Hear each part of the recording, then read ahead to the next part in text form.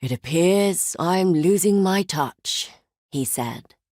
Madame Knight hadn't been fooled. The muscle came at him, giving Hugh only a fraction of a second to judge the man's skill.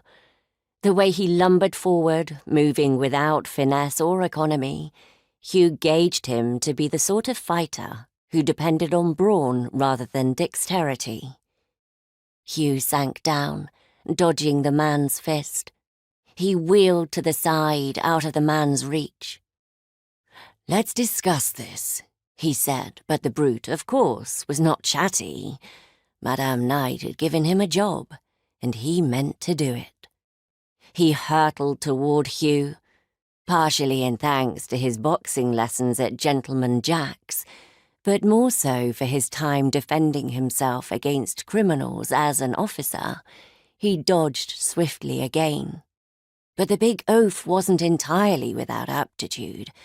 His meaty arm hooked Hugh's middle as he was attempting to move out of reach, and he felt the floor go out from underneath his feet. The man heaved him toward the floor, but it wasn't carpet that met his back. The breath was driven from his lungs as he cracked through a low table. The thing crumpled like it had been made of sticks, whatever objects it had been holding shattering too. Pain seared his back and the base of his skull. If Hugh's opponent had not been a man twice his size, with the sole desire to do him in, he might have taken a moment to catch his breath. The instinct to survive, however, drove him to roll to the side just in time to avoid the man's fist coming toward his face.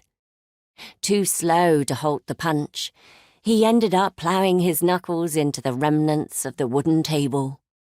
As Hugh rolled to his knees, his hand closed around the leg of the destroyed table. The man was starting to straighten when Hugh smashed the leg onto the back of his head. The man's knees folded, and then he dropped. Hugh dragged in a breath, panting as he stared at Madame Knight's guard. He wasn't moving. Hugh threw down the chair leg and started for the door. Leaving was instinctive, but he stopped and fought against it.